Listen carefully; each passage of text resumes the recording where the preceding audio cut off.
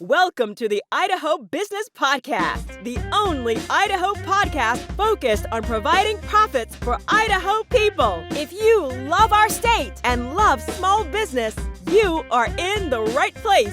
We interview local legends, learn business, and have way too much fun doing it. You're listening to the Idaho Business Podcast with your friend, host, and all-around great guy and owner of New Clean Commercial Cleaning, Spencer Ward. The Idaho Business Podcast is sponsored by Dell's Outdoor Advertising. These guys are an institution when it comes to billboard advertising, traditionally or digital billboard advertising. They are represented from Pocatello all the way to Blackfoot, and they will tell you this is a great way, and I will tell you this is a great way to have top-of-mind awareness for your clients, your potential clients. There are some great things that still can be accomplished from billboards, even though we're in the Facebook and social media marketing, realms of the world right now. So if you contact Rob and you set up a 3-month deal to be on the billboard, he'll give you your installation for free, or your first month for free. Excuse me. And again, you can go to idahobusinesspodcast.com, click on their logo, their name, and find their information to get that deal rolling for yourself. And they are fantastic at it. So go see them today. Welcome back to the Idaho Business Podcast. We're here today with Scott Webb, owner and operator of Fusion Fabrication in Pocatello, Idaho. This guy and a businessman, they service everywhere. Last time I talked to you, he was up in Seattle at one point, goes into Jackson Hole. This guy is, number one, he's just a creative dude. He's an artist. So the stuff he can create out of metal with the welder and his two bare hands and his team's hands, man, they are fantastic. They do some amazing stuff. And that's why these high-end homes and everything else in Jackson Hole call them and have them on speed dial. But Scott, welcome to the show. Appreciate you coming on again. Yeah, no, thanks for having me. Appreciate the kind words about the company. We definitely cover a lot of ground for such a small company with only around about eight employees. But I think we've made a pretty good name for ourselves. I mean, we're not perfect, but when we do make mistakes, we try to communicate through them. So you're like any other business that's running, or you're not perfect, you make mistakes? No, but I think, there's a difference between making mistakes and owning up to mistakes. That's right. It's an imperfect science, especially field work.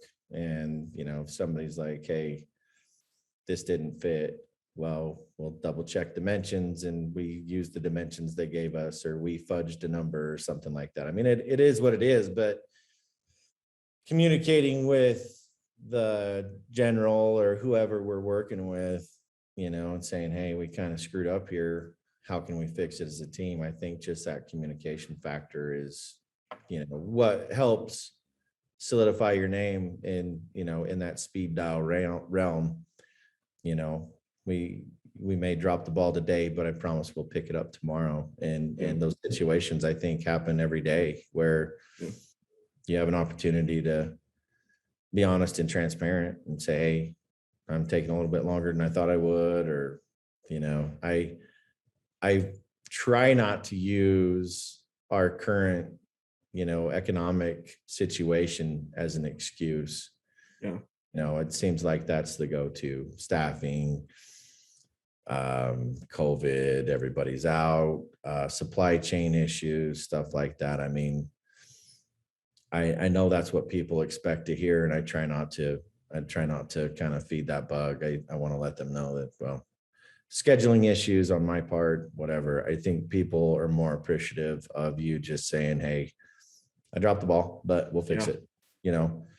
No one likes those are hard words, man. It's been a life lesson of mine, even through my corporate experience prior to Fusion. It's just, you gain a lot more respect out of people who make decisions if you're just honest. Yep. You know, Yep. it's easy to deflect and blame the engineer, blame the architect or whatever, but you know, Yep. I won't dive too deep into that one because it's a hot spot right now. But Well, no, I agree though, because everyone's going to make a mistake. Everyone's going to have something that's going to, smack them in the hand or smack them in the face. And, sometimes it's, most of the time it's embarrassing because you don't want to, own up to a mistake that your company's made. Sometimes you just do some knucklehead stuff. But the thing is, it's the what you do next. What do you have in place already to remediate and make them whole again that you have set up to do next? You could go, your fallback next could be, well, it was the engineer's fault, or it was COVID's fault, or it was this fault, and never have any kind of ownership, and then you never get a call back. Or you could say what you just did, it's on me. We made a mistake. It's on us. We'll take care of it. But what it can do is help you as the business owner or somebody that's in management develop procedures or policies or workflow to eliminate that the next time. Yeah. And then celebrate it with the people you dropped the ball on. Like, hey, remember I got those parts mixed up.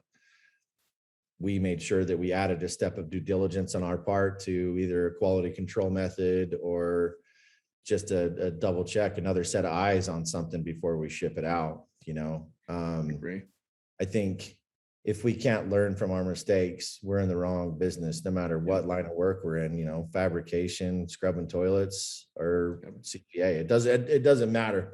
Yeah.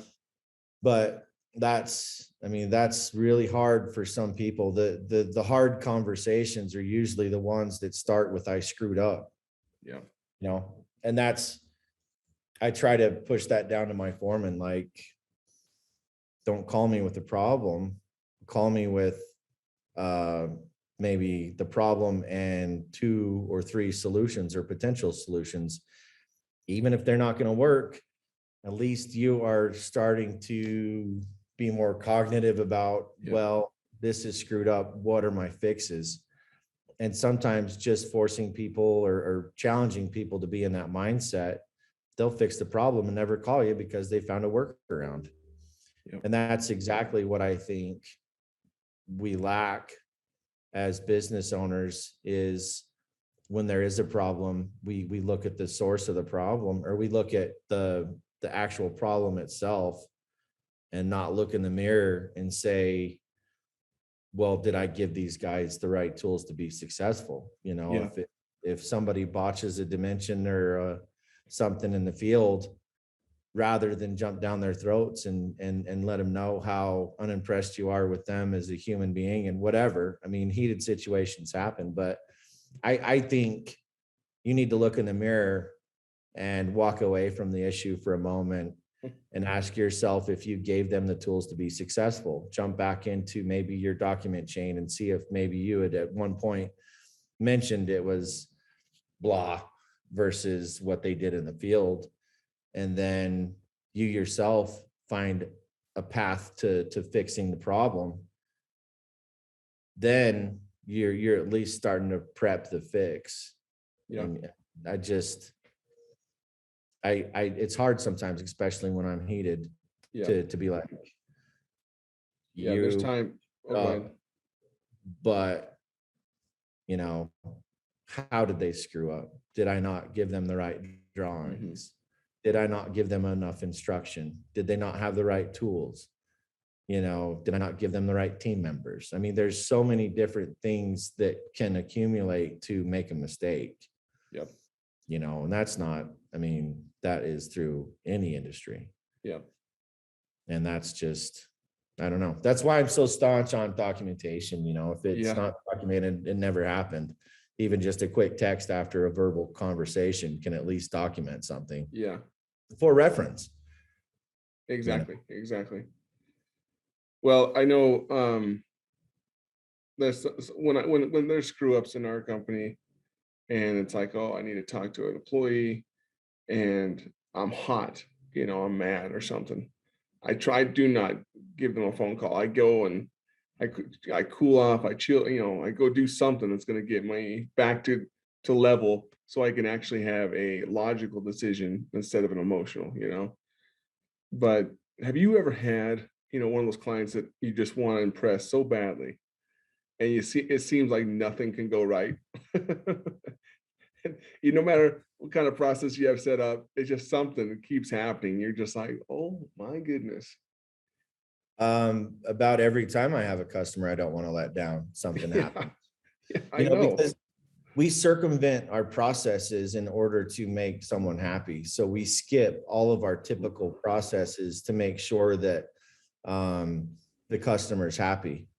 I'm dealing with the same thing right now. A company that we've knocked some projects out of the park for, like, we might as well walk around the job site wearing capes. And then they called us with a last minute urgent need. And we were able to get our part of it done like 5 days early, which was astronomical. So I immediately fired out emails to the owner of the company and his foreman. And they're like, holy cow, this is amazing. I dropped it off to the next step or the final step. And this company sat on the fact that their equipment was broke down and couldn't process our parts. And then when I called him the day prior to picking these parts up, he's like, oh yeah, my stuff's broke down. I haven't got to your stuff yet. When now I'm a day before the deadline. Now I have to call the customer and say, by the way. So adding insult to injury, I find another company that can do it. And they said they got a 7 to 10 day lead time. I prioritized the parts and ship them down to this other place. And I mean, ship them down. It wasn't like across town. I had to send them down to Utah. And their 7 to 10 day lead time is now, I think we're on day 29 of getting our parts. So we've put their project in jeopardy, and it's a high priority job. It's got a lot of eyes on it. And, we're getting kicked in the shorts because of it. And it's not my company's fault. I know. So I immediately want to blame the other vendors for dropping the ball. But again, stepping back and looking in the mirror and saying, well, what could I have done different? And I think with about a day's worth of processing, making sure that all the parts are organized, that we're talking 4,600 pieces of steel. Holy cow. And there's I think there's 11 different part numbers. So there's 11 parts that equal, 4,600 pieces of iron, all of which have a special spot to go on this project. Basically, what the company did to expedite was throw them all in boxes. So they're commingled in boxes, unlabeled. We have no paper trail to find where what is what. I know that they have all the parts. I know that they're all getting there. And I could have done some things differently. Mm-hmm. So they've reassured me that they're upset, but they understand. But I fired off an email this morning to the owners and the foreman that this has helped us identify a weakness in our armor, and this is how we're going to address it. And immediately I got feedback like, hey, we appreciate it. We'll always call you guys. And that relationship, I think, was saved because I followed through with, wow, we screwed up, but here's how we're going to fix it in the future, because this is a potentially huge project for my shop, because we'll be the only guys that supply this particular part or these particular parts. And if I crap the bed on this project, I'll never be called to do another one. Mm-hmm. And just by having those hard conversations and being somewhat vulnerable to my client, I hope that we, saved our relationship. Yes, there's frustration, but through frustration, I think that we've gathered our marbles, and I think we're in a good position to continue working with this customer. And all of that extra work, all of that extra stress, I promise nobody that works for me is feeling the stress because I'm the go-to. I'm the dartboard, and I'm also the hugger, when things go right and everything's good, high-fiving. But when things fall apart, it's my face. It sucks. Yeah. Your guys are getting paid, but you might not be getting paid that week. Oh no. Wow. Yeah, that's another conversation that I'm gonna have to have with my accountant. But No, I understand that. In my business, that you try to put all these systems in place and you try to put these stuff into place, but then when you have so many employees out there, and we feel like we have some great people working for us, but they're human beings, and they're out servicing these places sometimes every night. And there's Mhm. bound to be something that escapes their mind, or if they forget, and they're not perfect, and even if I was out there every night, there'd be something I forget, and all those processes sometimes just kind of, you do what you can do, and you have guarantees to make things right. But it's nice to when customers can understand, okay, yeah, obviously, no customer, no company's perfect, and we appreciate all you're doing for us. And then there's other customers that don't fully understand, that there are imperfections that happened.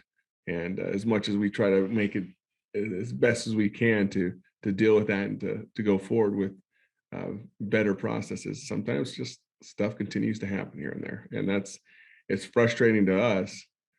But it sure makes it harder when people are not real forgiving, but it makes it really nice when people are more understanding, for sure. So Yeah, that's my soapbox moment for the podcast. How about that? for sure. And what's simple to other people, and by other people, I mean there's 1,000 different scenarios I could probably drum up, but for something as simple as scrubbing a toilet or building a small frame for something in Yeah. my world, it seems simple, and you get that person that knows nothing about your industry, and they're just like, oh yeah, it'll take you like 5 minutes. I hear that all the freaking time.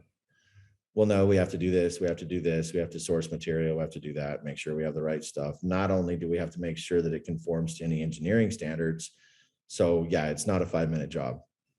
It's a big job, or a bigger job.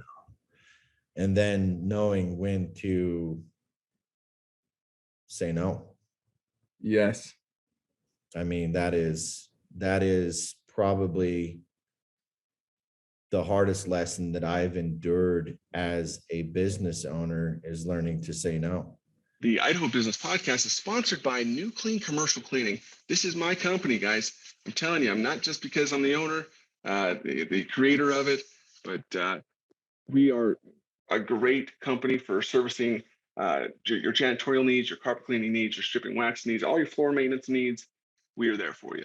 Everything is backed up by the "we're not perfect" guarantee. And if it's pretty much, if you call and we don't get a hold, you don't get a hold of us, we will call you back within an hour and fix the problem within 24 hours, or the cleaning's on us. So that is our promise to you. And if you call or go into the Idaho Business Podcast website, click on the New Clean logo, and book a janitorial solution huddle with us, and mention that you heard about us on the podcast, you'll get 2 free restroom floor cleanings for your office for free. Tile and grout in your restrooms will be sparkling clean, and that's the offer. Tell you, take us up on it. You won't regret it. There's no strings attached. So go see them today. This is the end of part 1 of a 2-part episode. Tune in next time to hear part 2.